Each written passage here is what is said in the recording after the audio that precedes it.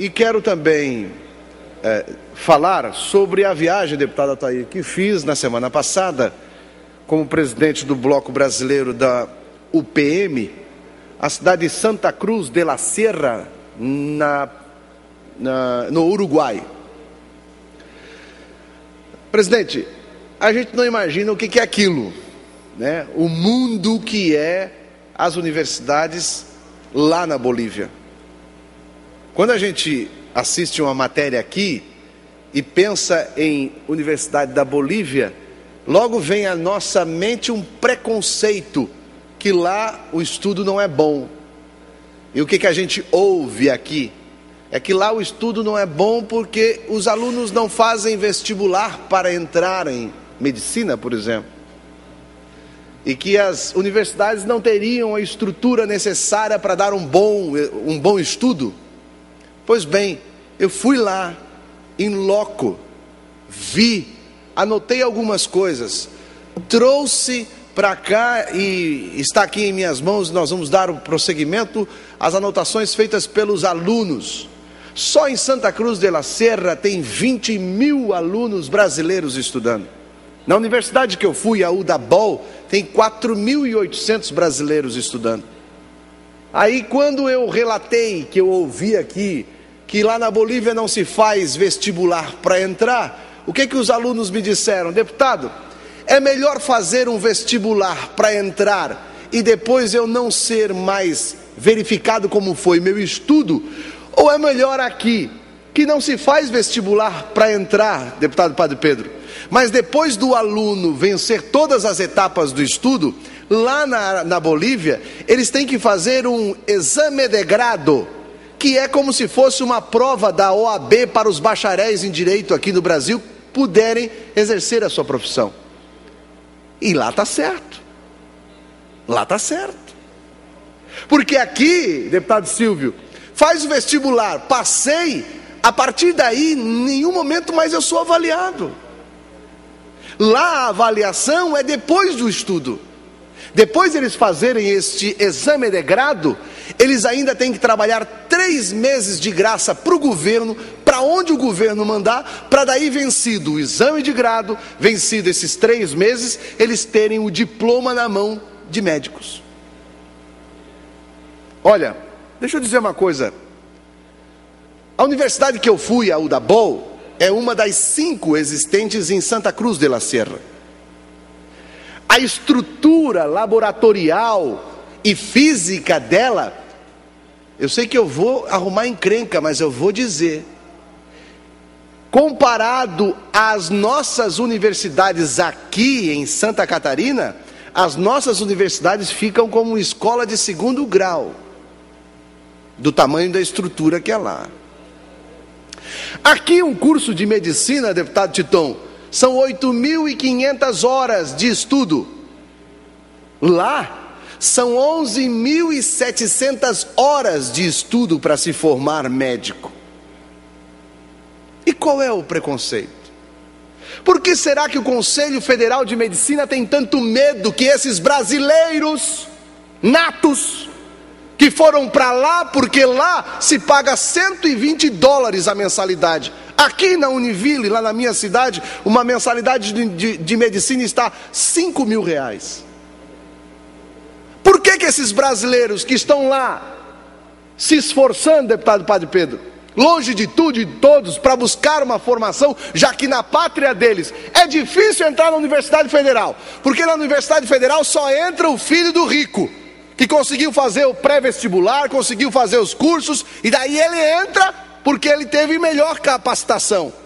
E daí o filho do pobre, que não tem dinheiro para pagar o curso pré-vestibular, tem que pagar R$5.000 por mês para fazer uma faculdade de medicina. Aí ele vai para lá, se forma e não consegue fazer a revalidação aqui no Brasil, porque o Conselho Federal de Medicina, na prova revalida, faz questões bem colocadas de especialidades médicas, e que agora começam a ser discutidas essas questões de especialidades médicas na prova revalida. Como, por exemplo, o médico argentino, que fez a prova revalida, e conseguiu na justiça, agora, segunda-feira, derrubar 10 questões, deputado Silvio, da prova de revalida. Sabe por quê? Porque ele comprovou que essas 10 questões eram da especialidade, de uma pós-especialidade de cirurgia plástica. E ele não entendia nada de cirurgia plástica, ele era outra especialidade médica. E daí, o que nós vamos fazer?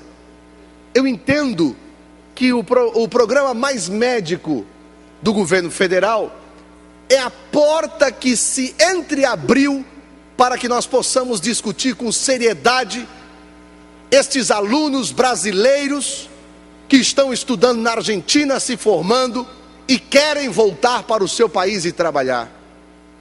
Qual é a crítica que eu ouço do programa Mais Médico? Aliás, ontem eu vi um vídeo que está no YouTube e eu me estraguei de rir com uma sátira que fizeram do programa Mais Médico, quando um cubano, um médico cubano, tentando falar com a paciente brasileira, e ele falava: a senhora está embaraçada? Embaraçada em espanhol é grávida. E ela dizia: eu vivo todo dia embaraçada. Aí ele perguntou assim: como é seu nome? Aí ela disse: meu nome? Meu nome é meu marido. Aí ela diz: eu trouxe um doce aqui que eu fiz para o senhor. Aí o médico pega o doce e prova o doce e diz: está muito esquisito. Esquisito em espanhol é riquíssimo, é gostoso. E ela diz: que esquisito daqui e aqui. Um negócio impressionante. O choque que muitas vezes a gente pensa que não tem entre o português e o espanhol e que existe, né? E o vídeo termina ela falando em ônibus, porque o ônibus, daí o médico perguntou assim: você utiliza sua buceta para venir ao trabalho? Buceta em espanhol é ônibus pequeno. Tu imagina o rolo que deu.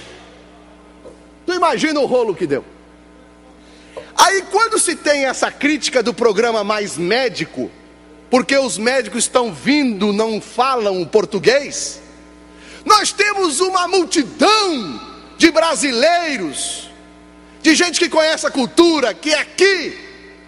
Eu encontrei gente de Tubarão, de Joinville, de Florianópolis, São Miguel do Oeste, encontrei gente de Joaçaba, catarinenses que estão lá estudando.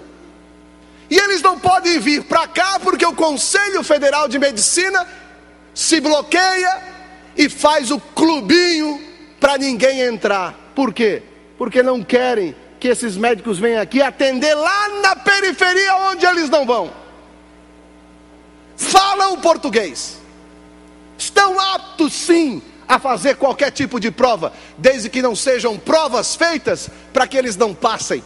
Como essa, por exemplo, de pedir a um médico de cardiologista especialidades das últimas especialidades, como implante de prótese mamária.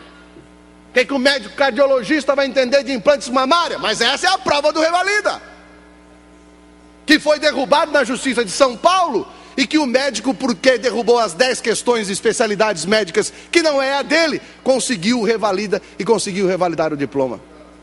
Eu trago aqui o meu relatório e dizer que esta luta, ela só está começando.